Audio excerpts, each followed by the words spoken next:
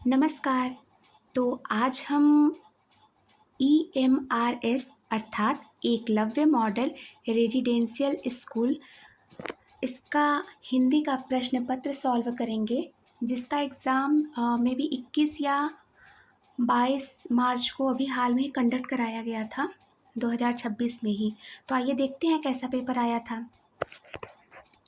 पहले तो है गद्यांश को ध्यानपूर्वक पढ़ना है, फिर इस पर आधारित प्रश्नों के सटीक उत्तर देना है।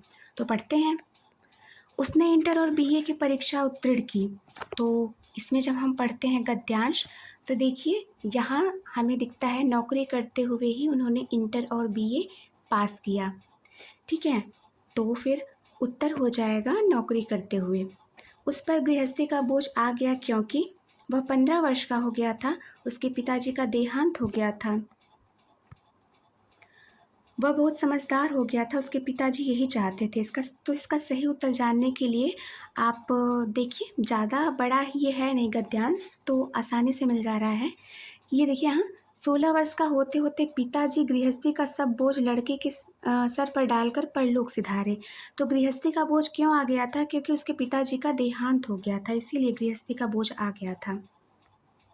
फिर है द्वितीय श्रेणी में पास हो जाने के बाद भी वह कॉलेज क्यों नहीं जा सका? क्योंकि कॉलेज गांव से बहुत दूर था, उसकी रुचि पढ़ाई से हट गई थी, उसकी पढ़ाई में अंतराल आ गया था, उसको कॉलेज में दाखिला मिल नहीं पाया था। तो सही उत्तर के लिए हम यहाँ चलते हैं कि ये देखिए, द्वितीय श्रेणी में पास तो हो गया लेकिन कॉलेज में प्रवेश ना मिल पाया, तो उसे कॉलेज में दाखिला नहीं मिल पाया था, इसीलिए द्वितीय श्रेणी में पास होने के बाद भी वह कॉलेज नहीं जा सका। वह मैट्रिक की परीक्षा नहीं दे पाया क्योंकि वह ठीक से पढ़ाई नहीं कर सका था, उसके पिताजी गुजर गए थे, वह विवाह करना चाहता था, वह गृहस्थी के काम में रुचि लेना चाहता था। तो इसका सही उत्तर है, मैट्रिक की परीक्षा क्यों नहीं दे पाया? क्योंकि उसके पिताजी गुजर गए थे, यह है कारण। निम्नलिखित में से सही कथन है। घर वालों ने नाबालिग लड़के का विवाह करा दिया था, अपने पिताजी के निधन के समय वह वयस्क था। अपने पिताजी के स्वर्गवास के कारण वह मैट्रिक की परीक्षा नहीं दे पाया था, वह बनारस के समीप स्कूल में अध्यापक हो गया था। इसका सही उत्तर हो जाएगा कि अपने पिताजी के निधन के समय वह वयस्क नहीं था। वह निम्नलिखित में से पश्चिमी हिंदी की बोली नहीं है। तो जैसे कि आप जानते हैं कि अवधी, बघेली, छत्तीसगढ़ी ये जो होती है ये पूर्वी हिंदी की बोली होती है, जबकि ब्रजभाषा खड़ी बोली, जिसे हम कौरवी बोली भी कहते हैं क्योंकि दिल्ली और मेरठ के आसपास ये बोली बोली जाती है, और बुंदेली जो बुंदेलखंड वाले इलाके में बोली जाती है, बुंदेली बोली, ये भी इसको पश्चिमी हिंदी के अंतर्गत हम रखते हैं। फिर आगे चलते हैं। निम्नलिखित में से भीष्म साहनी की कहानी नहीं है, तो हमें नहीं बताना है। तो भटकती रात भी है, पटरियाँ भी हैं, भाग्य रेखा भी है, एक वांगचुक करके है। तो ये सारी भीष्म साहनी की कहानी है। और मोहब्बत की राहें किसकी कहानी है? ये है मोहब्बत की राहें कहानी भैरव प्रसाद गुप्त जी की। और ये भैरव प्रसाद गुप्त जी की ये कहानी लिखी कब गई थी? सन 1945 में। तो मोहब्बत की राहें भैरव प्रसाद गुप्त जी की है 1945 में, जिसका रचनाकाल है। आगे बढ़ते हैं। याद हो कि न याद हो, संस्मरण के लेखक कौन है? तो केदारनाथ सिंह नहीं है, नामवर सिंह भी नहीं है, विश्वनाथ त्रिपाठी भी नहीं है। तो आप देख सकते हैं काशीनाथ सिंह। याद हो कि न हो, घर का जोगी जोगड़ा, तो ये काशीनाथ सिंह का। रामचंद्र शुक्ल ने हिंदी साहित्य का इतिहास में आधुनिक काल के पूर्व गद्य की अवस्था के अंतर्गत ब्रजभाषा गद्य के कितने लेखकों का वर्णन किया है? तो जब आप आधुनिक गद्य खंड पढ़ेंगे प्रकरण 1 में, तो वहाँ आपको देखने के लिए मिलेगा ब्रजभाषा गद्य के 4 लेखक हैं। नाम भी हम उसका बता देते हैं। एक तो है विट्ठलनाथ। विट्ठलनाथ मतलब वही अष्टछाप वाले जिन्होंने अष्टछाप की स्थापना की थी 1565 में, वल्लभाचार्य जी के सुपुत्र। और दूसरे थे नाभादास, और तीसरे हैं वैकुंठमणि, और चौथे हैं सुरती मिश्र। तो ये जो है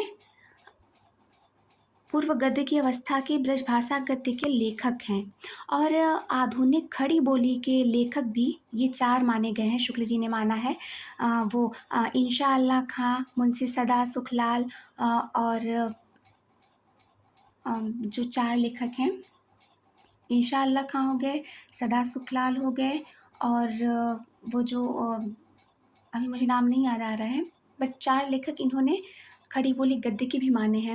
मुंशी सदा सुखलाल नियाज वो जो है और एक लल्लू लाल, ये 4 जो हैं नाम याद आ गए, खड़ी भाषा के प्रवर्तक माने गए हैं। यदि प्रबंध एक विस्तृत वनस्थली है तो मुक्तक एक चुना हुआ गुलदस्ता है। इसी से यह सभा समाजों के लिए अधिक उपयुक्त होता है। प्रस्तुत मत रामचंद्र शुक्ल ने किस कवि के संदर्भ में व्यक्त किया है? तो ये है बिहारी के लिए, क्योंकि बिहारी ने ज़्यादा तो लिखा नहीं, केवल एक शब्द से ही लिखी और वही अमर हो गए। तो वही है कि मुक्तक जो होता है वो चुना हुआ गुलदस्ता है, यानी गुलदस्ते में हम बहुत चुन चुन के फूल डालते हैं।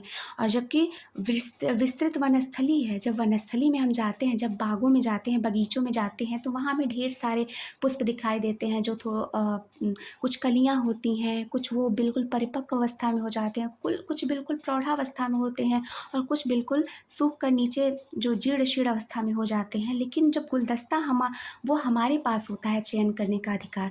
तो जो बिहारी ठीक उसी तरीके से एक एक शब्द चयन करके उन्होंने कोई प्रबंध काव्य लिख कर नहीं अमर हुए हैं, वो अपने गुलदस्ते के रूप में अमर हुए हैं बिहारी। तो ये बिहारी के लिए है। वे अर्थात केशवदास काव्य में अलंकार का स्थान प्रधान समझने वाले चमत्कारवादी कवि थे। यह किस आलोचक का मत है? तो आपको पता ही होगा कि रामचंद्र शुक्ल ने केशव के ऊपर कितना अलंकारवादी होने का आरोप लगाया है। और केशव की सबसे बड़ी खासियत है कि ये जो संवाद का प्रयोग किए हैं वे रामचंद्रिका में विशेषकर, ये संवाद इनके बहुत प्रभावी हैं।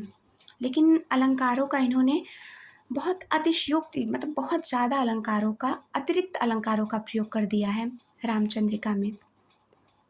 हिंदी भारतवर्ष के लिए एक बहुत विशाल प्रदेश की साहित्यिक भाषा है। तो ये किसका कथन है? तो ये है हजारी प्रसाद द्विवेदी जी का।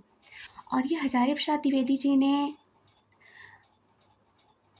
हिंदी भाषा का उद्भव एवं विकास, ये जो पुस्तक है इनकी, उसके पृष्ठ संख्या 17 में इन्होंने स्पष्ट वर्णन ये किया है कि हिंदी भारतवर्ष के एक विशाल प्रदेश की साहित्यिक भाषा है।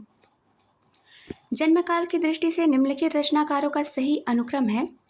तो हमें तो सीधे सीधे दिख रहा है कि भाई कबीर हैं पहले, फिर जायसी हैं, फिर गोस्वामी जी आते हैं, फिर केशवदास सबसे लास्ट में आते हैं, रीतकाल के प्रवर्तक, जैसे नगेंद्र जी ने इनको रीतकाल का प्रवर्तक माना है। फिर आगे है हिंदी साहित्य के आदिकालीन साहित्य के नामकरण के बारे में असंगत युग्म है।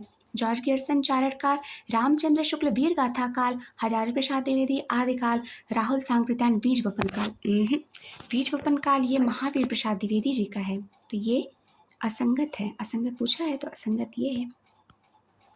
निम्नलिखित में से तुलसीदास के विषय में रामचंद्र शुक्ल ने क्या नहीं कहा है? गीतावली की रचना गोस्वामी जी ने सूरदास के अनुकरण पर की है, बिल्कुल सही। बाल लीला के कई एक पद ज्यों के त्यों सूर सागर में मिलते हैं, बिल्कुल सही। गोस्वामी जी की रचना संस्कृत गर्भित नहीं, अरे ये कैसे हो गया, ये तो सूर्य के पश्चिम से उगने का प्रमाण हो गया। इनकी रचना में बहुत कूट कूट कर संस्कृत भाषा डाली गई है। जैसा कि आप सबसे पहले रामचरितमानस को ही देखिए, तो पहला जो श्लोक मिलता है, वर्णानाम अर्थ संज्ञानाम रसानाम छंदसामपि मंगलानाम च कर्तारो वंदे वाणी विनायको। फिर आगे उन्होंने भवानी शंकरो वंदे श्रद्धा विश्वास रूपिणो याभ्याम विना न पश्यन्ति सिद्धा स्वान्तमी स्थरो वंदे बोधमयं नित्यं गुरुं शंकर रूपिणं यमाश्रितो हि वक्रोऽपि चंद्रः सर्वत्र वंदते सीताराम गुणग्राणं पुण्य अरणे विहारिणो वंदे विशुद्ध विज्ञानम कवीश्वर कपीश्वरो। तो ये पूरा श्लोक इन्होंने संस्कृत में ही किया है।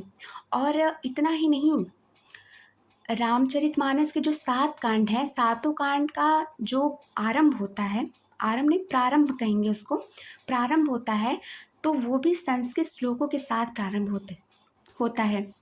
तो ऐसा तो हो नहीं सकता कि इनकी रचना संस्कृत गर्भित नहीं है, तो ये कथन बिल्कुल गलत हो जाएगा। तुलसीदास जी रामानंद संप्रदाय की वैरागी परंपरा में नहीं जान पड़ते। तो ये वाला गलत है। तुलसीदास की रचना संस्कृत गर्भित नहीं है, वह संस्कृत है।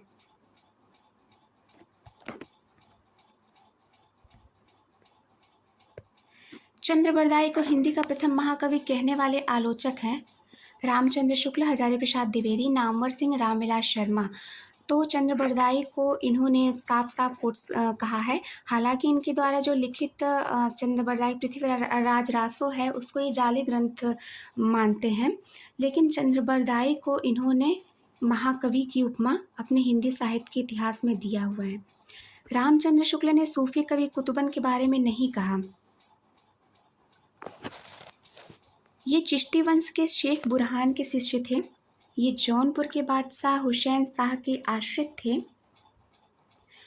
इनका समय विक्रम के 14वीं शताब्दी का मध्य भाग था। इन्होंने मृगावती नाम की रचना लिखी।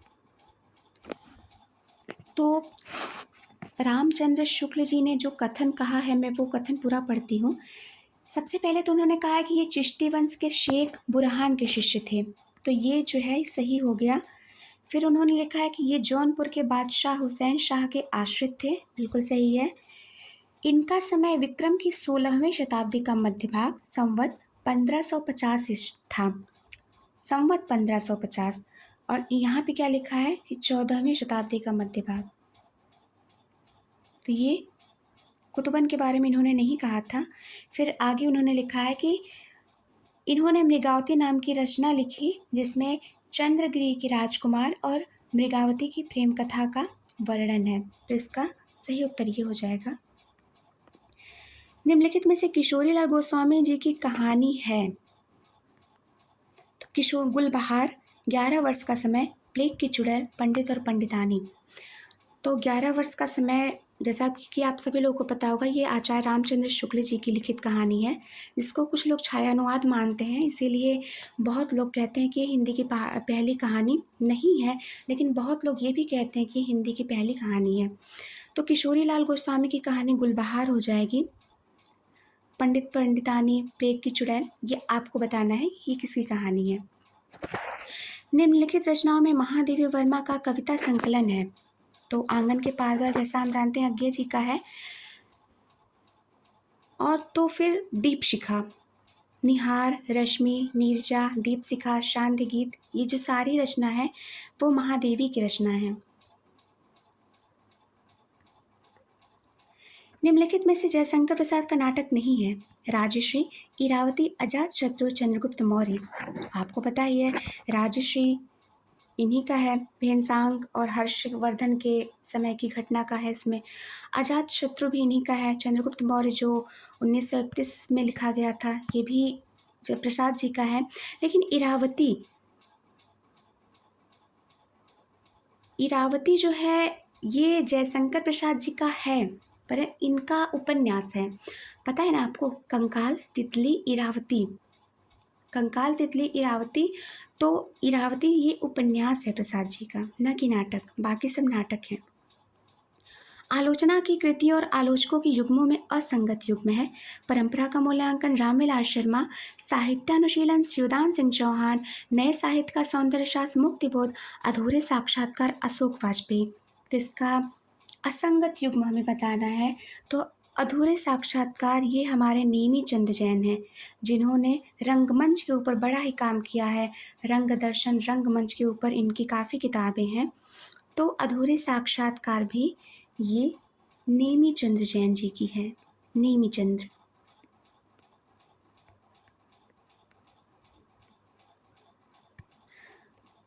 शक्ति के विद्युत कर जो व्यस्त विकल बिखरे हैं, जो निरूपाय समन्वय उनका करे, समस्त विजयनी मानवता हो जाए। ये जयशंकर प्रसाद जी की कामायनी रचना से है। श्रद्धा का कथन है, हिंदी साहित्य के इतिहास के भक्ति काल को सूफी युग और भक्ति युग दो भागों में विभाजित करने वाले कौन से लेखक हैं? तो राहुल सांकृत्यायन। निम्नलिखित आत्मकथाओं और आत्मकथा लेखकों में युग्मों में असंगत है। मुर्दहिया, तुलसीराम, बिल्कुल सही। इनका दूसरा भाग मणिकर्णिका नाम से है। जूठन 2 भाग में है, ओम प्रकाश वाल्मीकि। अपने धरती अपने लोग, रामविलास शर्मा। जबकि यादों का चिराग, जलती हुई नदी, ये सब किसके हैं? ये हैं कितने पाकिस्तान वाले, कमलेश्वर। कितने पाकिस्तान पर साहित्य अकादमी पुरस्कार भी मिला है? मे बी 2003 के आसपास, जहाँ तक मैं सही हूँ।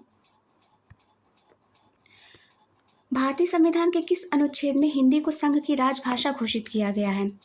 तो आपको पता ही है कि भाग 17 अनुच्छेद 343 के तहत संघ की राजभाषा हिंदी को घोषित किया गया है।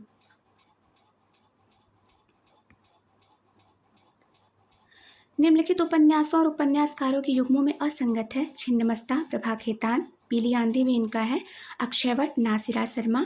पारिजात है इनका, पारिजात पे इनको साहित्य अकादमी पुरस्कार मिल चुका है, जो ये वही पारिजात की कहानी है। बात एक औरत की, कृष्णा अग्निहोत्री। अकेला पलाश, पद्मा सचदेवा। तो ये अकेला पलाश ये मेहरुन्निसा जी का है, तो यहाँ यही असंगत है। निम्नलिखित समास और सामासिक शब्द युग में असंगत है। तत्पुरुष समास ध्यानमग्न, बहुव्रीहि समास गिरधर, कर्मधारय समास गजानन और अव्ययी भाव समास आजन्म। तो ध्यान में मग्न यानी जैसे राजपुत्र, राजा का पुरुष, राजा का पुत्र। बहुव्रीहि समास में गिरधर मतलब जैसे गिरि को धारण करने वाले अर्थात श्री कृष्ण। पंचानन, 5 है नेत्र, 5 है आनंद जिसके, सॉरी मुख हैं जिसके, या फिर दशानन, 10 है मुख जिसके, तो ये सब बहुव्रीहि में आएंगे। उसी तरीके से गजानन यानी जिसके आनंद, जिसके मुख गज के समान है, जिसका मुख गज का है, वो गणेश हैं। तो यहाँ भी बहुव्रीहि समास हो जाएगा और बाकी सब सही है। तो ये गजानन में भी बहुव्रीहि समास हो जाएगा। आगे बढ़ते हैं। निर्गुण कौन देश को वासी सूरदास की प्रस्तुत काव्य पंक्ति में कौन किससे निर्गुण के बारे में पूछ रहा है? तो इसका सही उत्तर हो जाएगा कि गोपियाँ उद्धव गए थे जब संदेशा लेकर गोपियों के पास, तो वही है कि हमको लिखो हो कहाँ, हमको लिखो हो कहाँ, कहने वाली गोपियाँ हैं।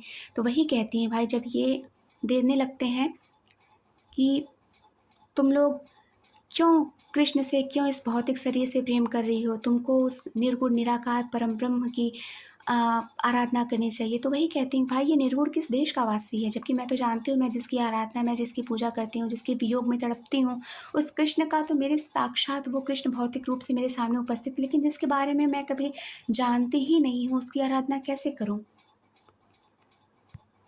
फिर आगे है, निम्नलिखित में से व्यंजन संधि वाला शब्द नहीं है। परिच्छेद, षडानन, मनस्ताप, उच्चारण। तो मनहता, मन, तो ये विसर्ग संधि का हो जाएगा, तो यही अलग है। अन्वेषक नाटक के रचयिता हैं मृणाल पांडे, प्रताप सहगल, मृदुला गर्ग, नागबोटस। ये प्रताप सहगल। निम्नलिखित में से सूर्यकांत त्रिपाठी निराला की रचना है छड़दा, अलका, उत्तरा, शिल्पी। तो इसका सही उत्तर हो जाएगा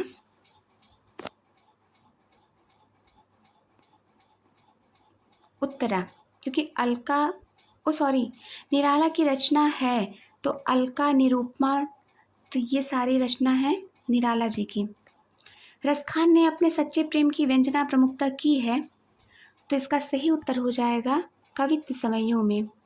धूरी भरे अति शोभित श्याम जो तैसी बने सिर सुंदर चोटी, खेलत खात फिरै अंगना पग पैजनि बाजत पीरी कछोटी, वाह छवि को रसखान विलोकत मारहु काम कला निज कोटि, काग के बाग बड़े सजनी हरि हाथ सुले गयो माखन रोटी। तो ये सवैया है।